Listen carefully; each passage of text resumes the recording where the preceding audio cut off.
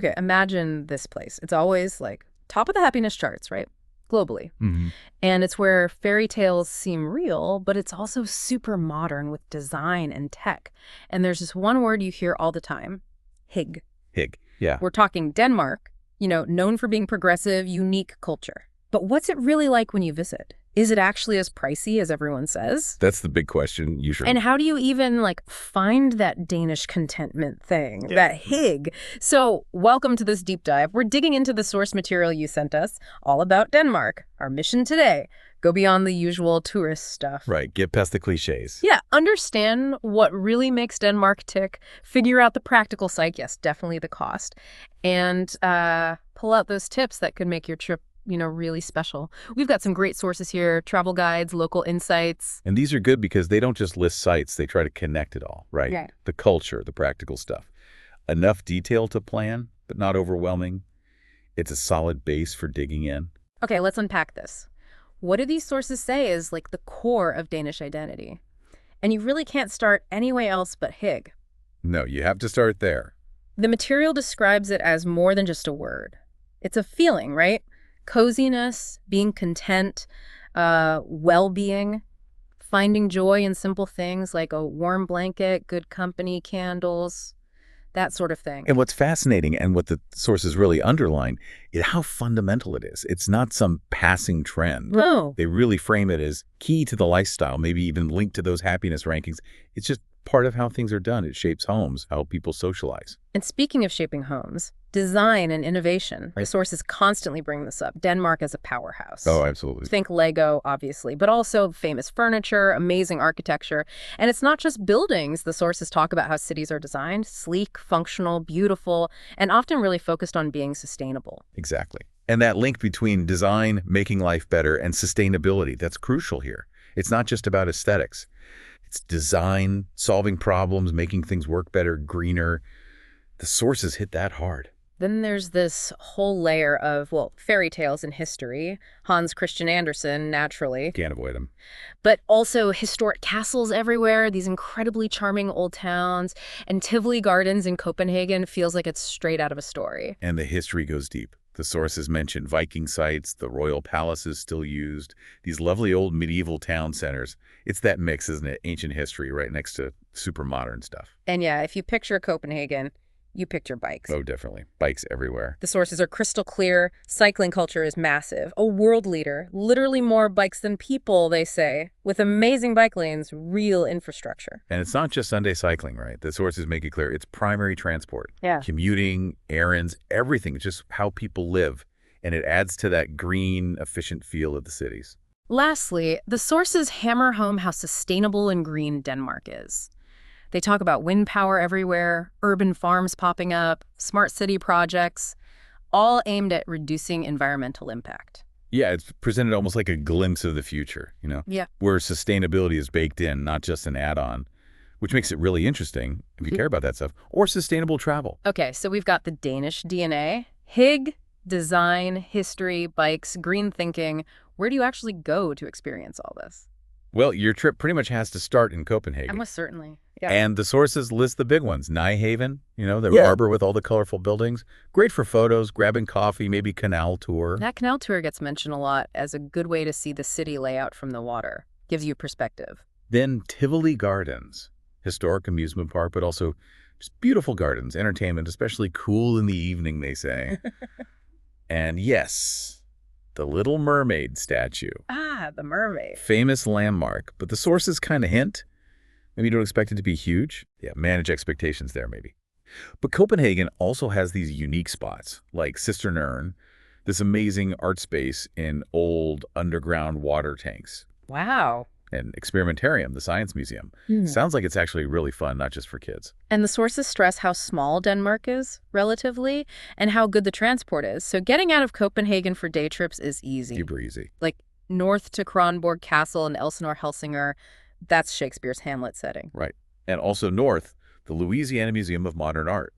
The sources rave about this one, not just the art, but the building itself and how it sits in nature by the sea. Stunning, apparently. Yeah, sounds amazing. And don't forget Roskilde, Used to be the capital, huge history. You got the Viking ship museum there, real thousand-year-old ships. Incredible. Oh. Actual Viking ships. And the Roskilde Cathedral UNESCO site, where Danish kings and queens are buried. Plus, for something totally different, Ragnarok, the museum about Danish rock and pop music. Cool. Okay, venturing further out, Jutland, West Denmark.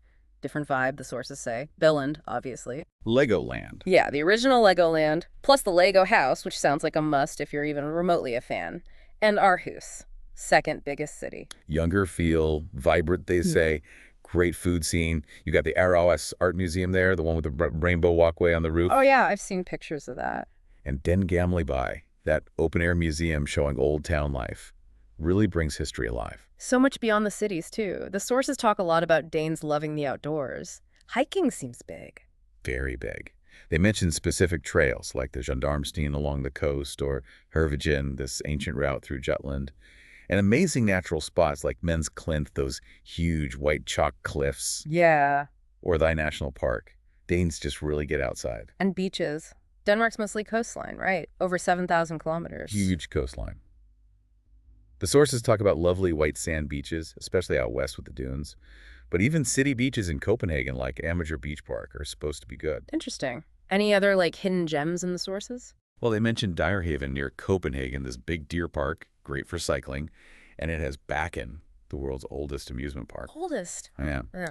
And Svendborg, down on Funen, is a gateway to island hopping in the South Finn archipelago. That sounds like a really unique Danish thing to do. Oh, and hunting for the trolls. Hunting for trolls. Yeah, these giant sculptures by Thomas Dambo, made from recycled wood, hidden in forests and parks. Like a countrywide treasure hunt.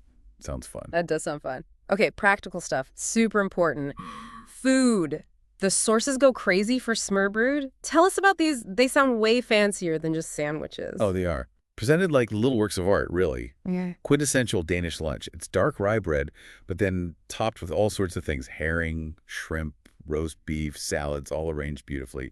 Both tasty and, like, visually impressive. Okay, mouth is watering. And Danish pastries, which apparently Danes don't call Danish pastries. Oh, no. They call them Wienerbrød, meaning Vienna bread. Yeah. Flaky, buttery, sweet, you know the ones. Fruit, marzipan, cream fillings. Perfect with coffee, the sources say. Very Hygge. Totally. And for cheap eats, hot dogs. Pulsar.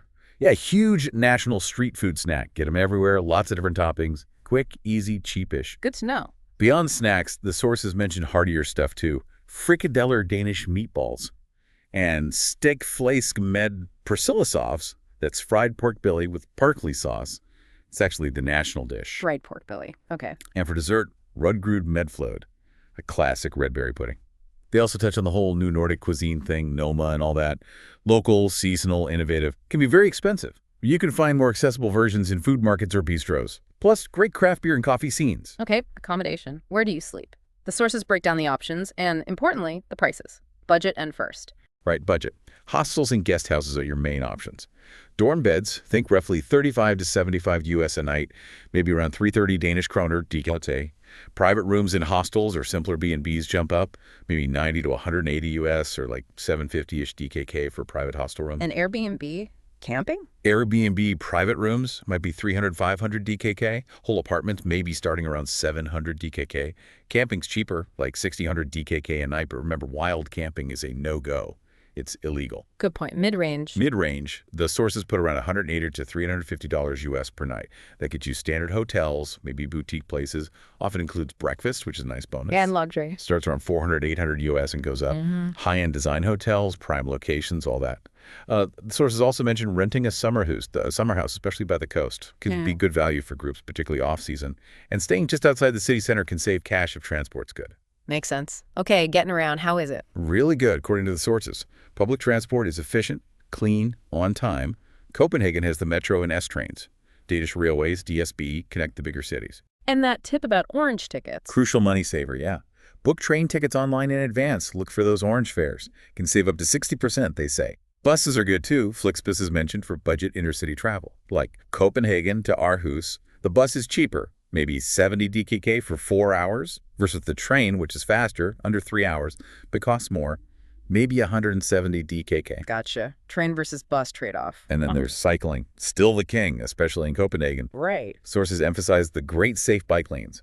Rentals are easy to find, about 125 DKK a day, or use City bike systems like Donkey Republic, maybe 36 DKK an hour. Oh, and getting from the airport in Copenhagen, super easy. Metro or train, 15, 20 minutes, cost 36 DKK. Simple. So cars aren't really needed. Generally, no, especially in cities. Sources say renting is expensive, parking is tough. Cars are only really useful if you're exploring way out in the countryside or remote areas. Ferries are key for the islands. Domestic flights, totally unnecessary. Small country. Hitchhiking exists, but isn't common. Okay, the big one for many, cost analysis. Let's rip the Band-Aid off. Yeah, the sources are unanimous. Denmark is expensive. Right. Up there with other Nordic countries. Budgeting is key, they all say. Absolutely essential. So what are the daily estimates they give? Excluding flights, obviously. Okay, for a budget traveler, they suggest around 80 to 150 US per day. Mid-range, you're looking at maybe 180 to 380 US a day. And luxury, well, 450 to 900 US plus per day. Wow, okay. And what makes it so pricey? Where does the money go? Key drivers mentioned are alcohol, very high taxes, especially buying in bars or restaurants, eating out in general, particularly sit-down meals, accommodation costs, and entry fees for museums and attractions. Those can really add up. There are ways to save. The sources give lots of tips for saving money. What are the big ones? Cooking for yourself is huge. Supermarkets are way cheaper than restaurants. They estimate maybe 400 DKK a week for groceries. That's manageable. Limit the booze or buy it at supermarkets, but yeah, still pricey. Make use of free stuff. Parks, walking, cycling. Some museums have free days or hours, just soaking up the city vibe. And that Copenhagen card. Yeah. Useful. Yeah, the sources say if you plan to hit lots of paid sites and use transport a lot, it can be worth it. Do the math for your plans. Also, book those orange train tickets ahead. Carry a reusable water bottle. Tap water is excellent and free. Good tip. Eat street food like pulsar, check out food halls, or look for lunch specials often cheaper than dinner. Maybe consider couch surfing if you're really on a budget. Yeah. And yeah, book trains, buses, and accommodation in advance if possible, especially for deals. Travel in shoulder season helps too. Great advice. Makes it seem less daunting. Now, when's the best time to visit? What do the sources say about seasons? Okay, distinct seasons. Summer, June to August is peak season. Best weather, usually mild, 18, 25 Celsius maybe. Long daylight hours. Great for being outside, city exploring. But it's the busiest and most expensive time. So maybe shoulder seasons are better for balance. That's what the sources suggest. April, May in spring, September, October in autumn.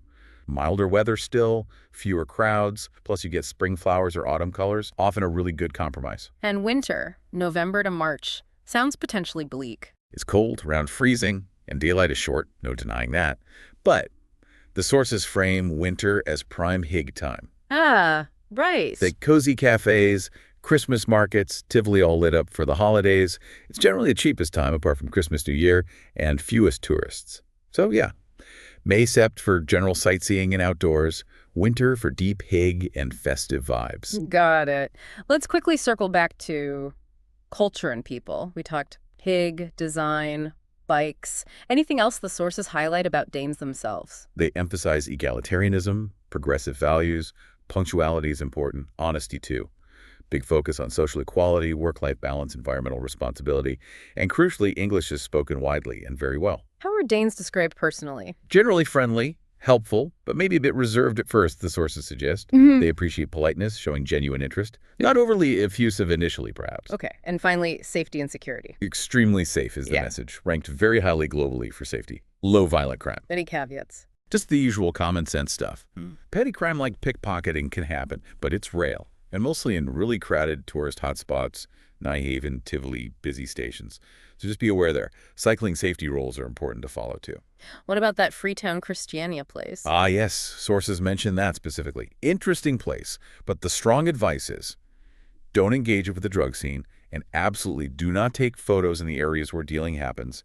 Locals enforce that strictly. Otherwise, standard advice, trust your gut, get travel insurance.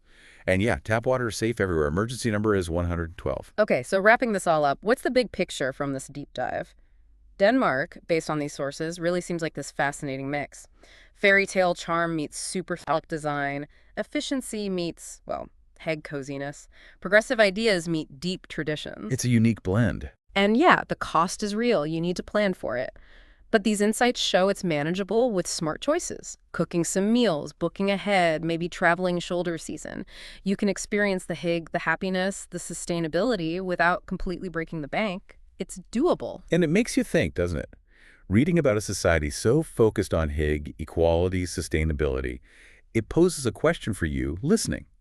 How might visiting a place like that, seeing it in action, maybe challenge or change your own perspective on well-being, community, what makes a place feel like home? Something to chew on. Mm. So after digging into all this material, what stands out most to you? What part of Denmark are you most curious about now?